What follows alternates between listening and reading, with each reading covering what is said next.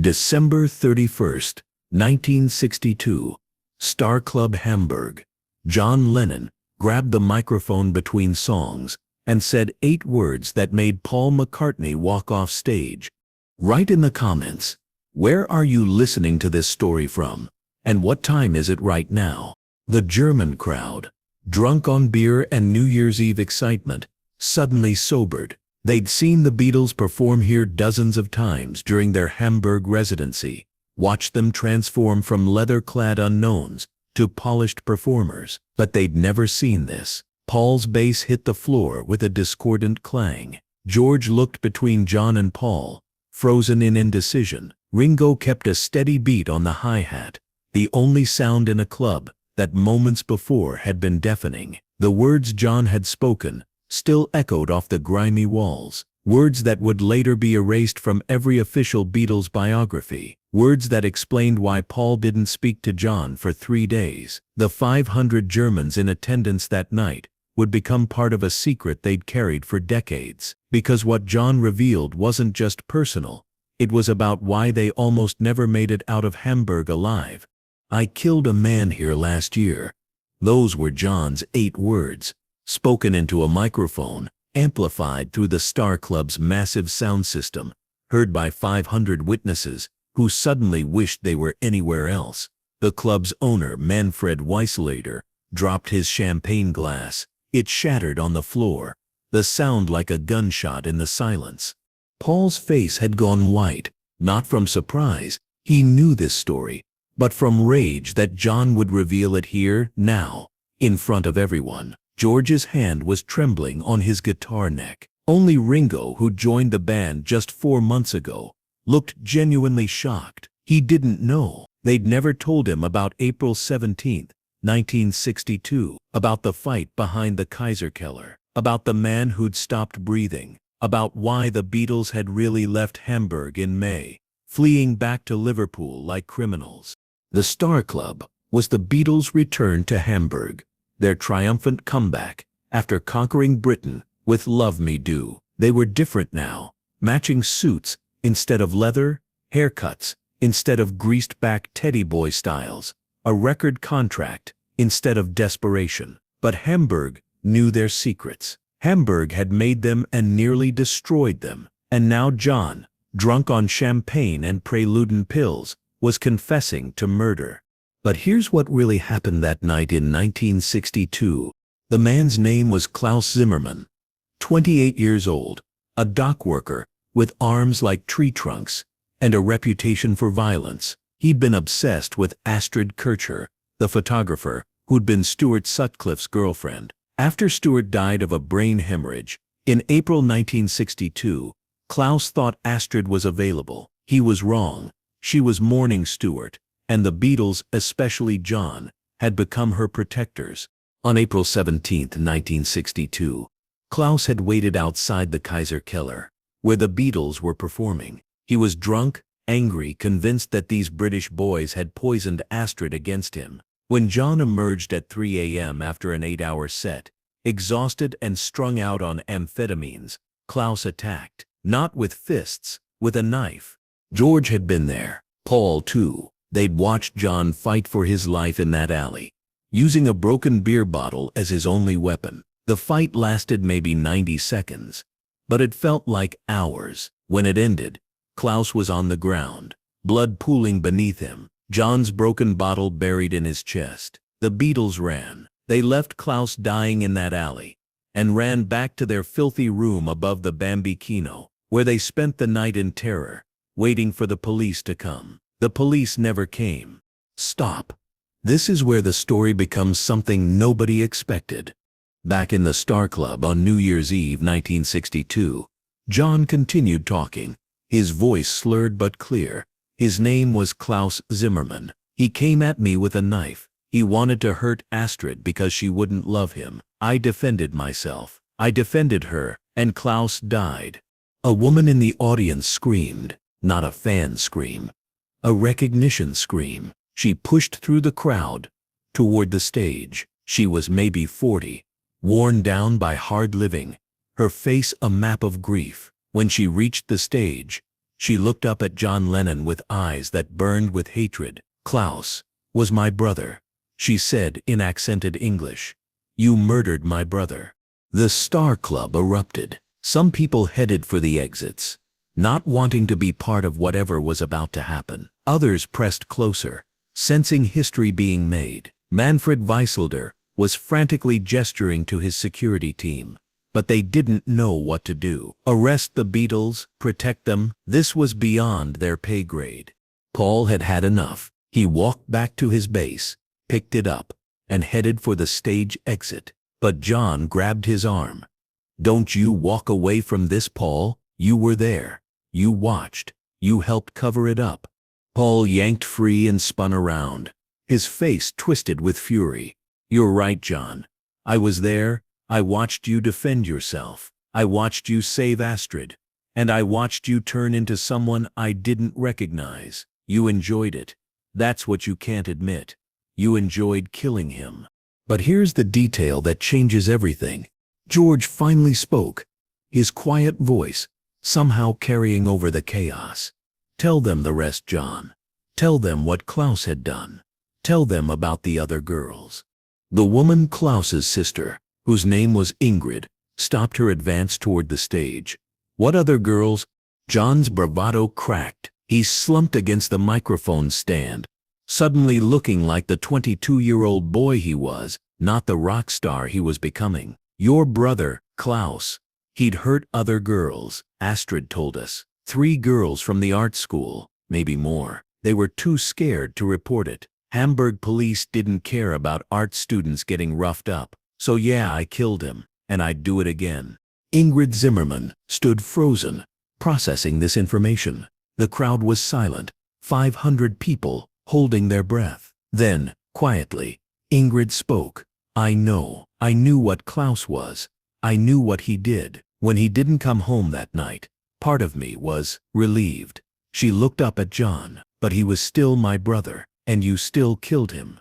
Ringo, who'd been silent through all of this, finally stood up from his drums. "So what happens now? Do we call the police? Does John get arrested? Do the Beatles end here in Hamburg where we started?" You haven't heard the most shocking part yet. A man stepped forward from the crowd.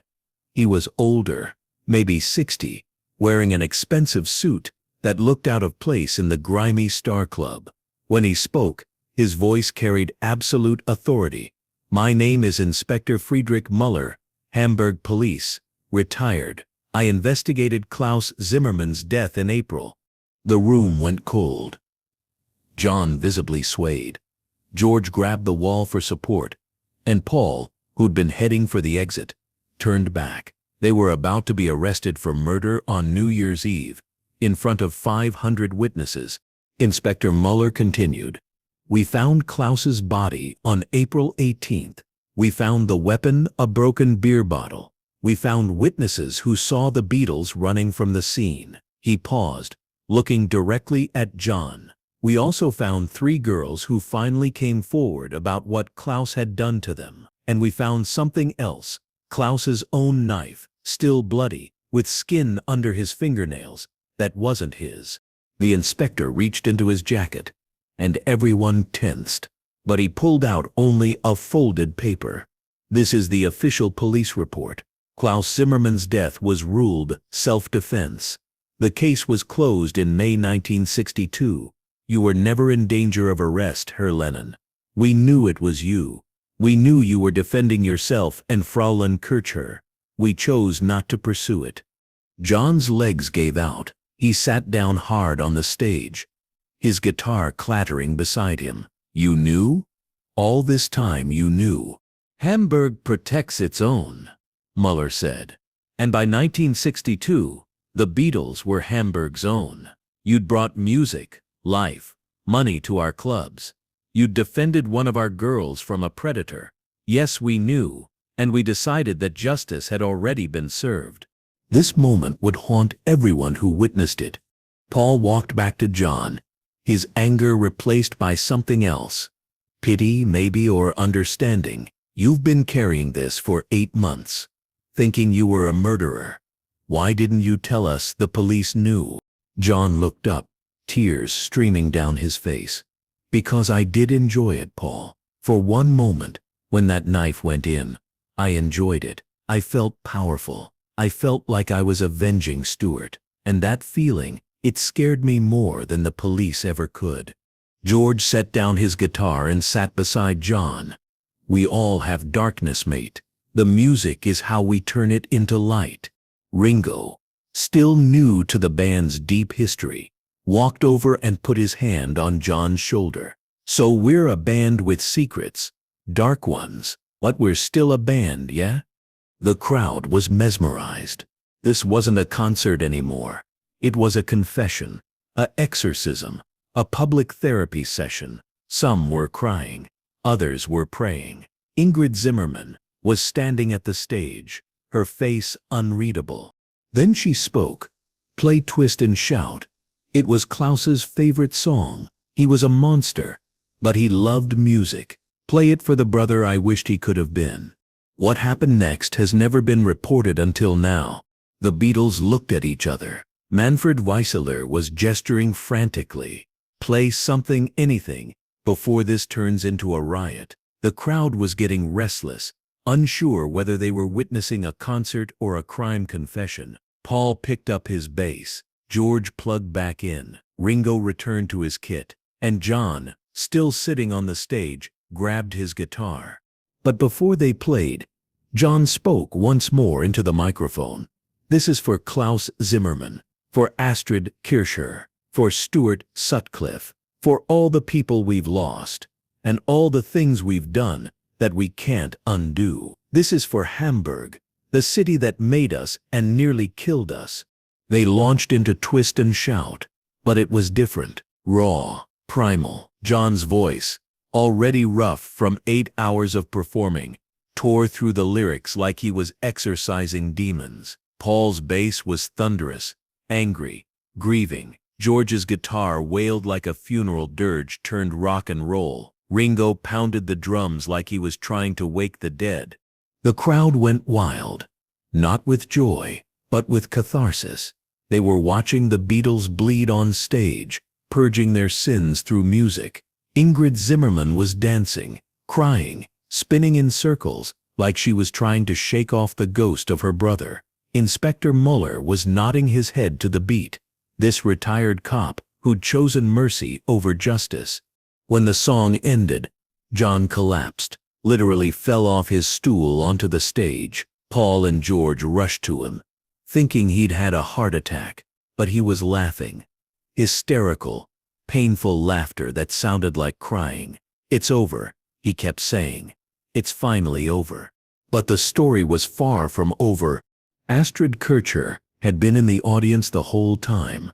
She'd been standing in the back, in the shadows, watching John confess to killing a man for her. As the Beatles helped John off stage for a break, she approached. The crowd parted for her.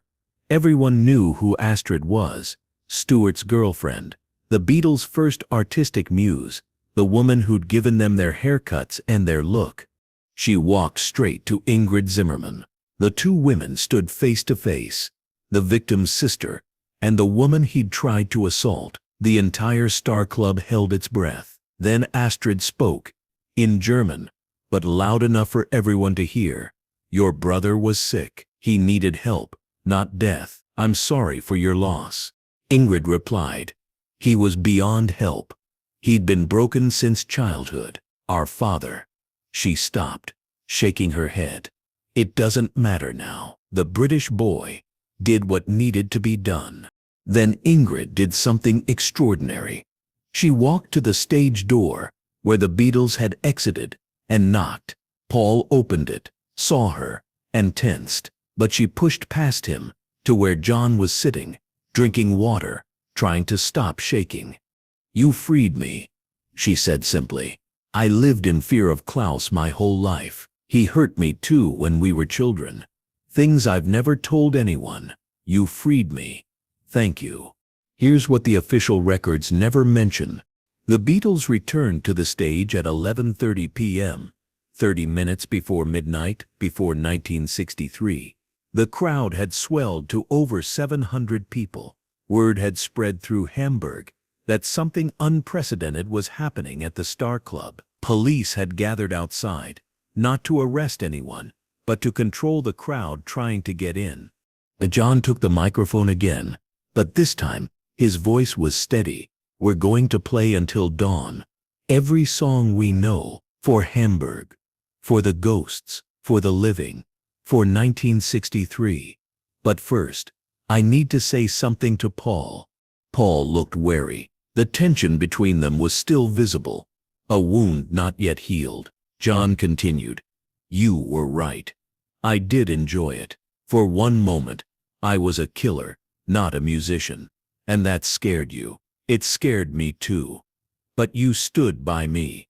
You helped me hide it, carry it, live with it. That's what brothers do. And you're my brother, Paul, more than blood. You're my brother in music, in sin, in everything." Paul walked over and embraced John. Not a performative hug for the audience, but a real embrace between two young men who'd seen too much, done too much, and were bound together by it. George joined them, then Ringo. The Beatles stood on stage, holding each other, while 700 Germans applauded the unexpected honesty of it all. They played for 7 more hours. Every song they knew, rock and roll, blues, country, their own compositions, German drinking songs they'd learned in the clubs. As midnight struck and 1962 became 1963, they were in the middle of "I Saw Her Standing There," their new song that would soon conquer Britain. Champagne bottles popped, strangers kissed, and the Beatles played on. But wait, there's a detail that changes how you see the Beatles. At 3 a.m., exactly 1 year after the killing, John stopped mid-song. It was "Love Me Do," their first hit, the song that had brought them back to Hamburg as stars instead of nobodies. He walked to the edge of the stage and spoke to the thinning but still energized crowd. "A year ago tonight, I was washing blood off my hands in a filthy bathroom, thinking my life was over. Tonight, I'm on stage with my best mates, playing music for people who've forgiven me for something unforgivable. That's redemption. That's rock and roll. That's Hamburg." An old woman in the crowd shouted something in German. Astrid translated for the Beatles. "She says you're Hamburg's children now, Hamburg's survivors. What happens in Hamburg stays in Hamburg, but Hamburg also stays in you." John laughed. The first genuine laugh anyone had heard from him all night. "Hamburg stays in you. Yeah, like a disease you can't cure but don't want to. We'll carry Hamburg forever. In our music, in our souls, in our guilt and our glory." The sun was rising by the time the Beatles finished their marathon set. The Star Club was littered with empty bottles, cigarette butts, and exhausted bodies. But something had been accomplished that night. A public confession, a collective forgiveness, a musical exorcism that bound the Beatles to Hamburg forever. The aftermath that nobody talks about. 3 days later, the Beatles returned to Liverpool. They never spoke publicly about that New Year's Eve confession. The 700 Germans who witnessed it kept the secret, a collective agreement that some stories were too raw for the world. But it changed the Beatles. John was different, lighter, as if confessing had lifted a weight he'd carried since April. Paul was more protective of John, understanding now the darkness his partner carried. George became the band's spiritual center, the one who reminded them that music could transform even murder into meaning. And Ringo, the newcomer who'd witnessed their darkest secret, was now truly part of the band, bonded by shared knowledge of what the Beatles really were. In 1967, when the Beatles released Strawberry Fields Forever, careful listeners noticed something. In the fade-out, barely audible, John whispers something that sounds like Klaus. When asked about it, John said it was nothing, just random studio noise. But Paul later admitted, John put little references to Hamburg in lots of our songs. His way of remembering, his way of atoning. Inspector Friedrich Muller, the retired cop who'd revealed the truth about the investigation, became a friend to the Beatles. When they returned to Hamburg in 1966 for their final performances there, he was their guest of honor. He told them something that night that John would quote for the rest of his life: "Music is confession without consequences. Keep confessing, boys. The world needs to hear it." What really happened to the witnesses? Ingrid Zimmerman moved to England in 1964. She worked as a translator, specializing in helping German bands navigate the British music scene. She never spoke publicly about her brother or that night at the Star Club. When she died in 2001, her obituary mentioned only that she was a friend to musicians and a keeper of secrets. Astrid Kircher, who'd been at the center of the tragedy, continued photographing the Beatles whenever they returned to Hamburg. Her photos from after that New Year's Eve show something different in their faces: a harder edge, a deeper understanding, a shared trauma that bound them. She never married, never moved on from Stuart, but she found peace in knowing that John had been willing to kill to protect her. Manfred Weisleder, the Star Club owner, used that night as promotional material for years, not the confession itself, but the marathon performance, the 7 hours of the Beatles playing like men possessed. The night the Beatles played until dawn became legend. He never mentioned the murder confession, honoring the unspoken agreement that some truths were too dangerous for history. The Star Club itself was demolished in 1969, but not before someone spray-painted on its wall: "Here the Beatles were born, died, and were resurrected." Nobody knew who wrote it, but Paul McCartney, visiting Hamburg in 1970, saw a photo of it and said that's about right. The revelation that haunted John until his death? In 1980, just weeks before his murder, John gave an interview to a German journalist who'd been at the Star Club that night. The interview was never published. John was killed before he could approve it, but the tapes survived. On them, John reveals the full truth. "Klaus Zimmermann wasn't the first person I'd hurt. In Liverpool before Hamburg, I'd been in fights that ended badly. I had rage in me, from my mother dying, from my father leaving, from feeling worthless. Music was supposed to cure it, but Hamburg taught me something else.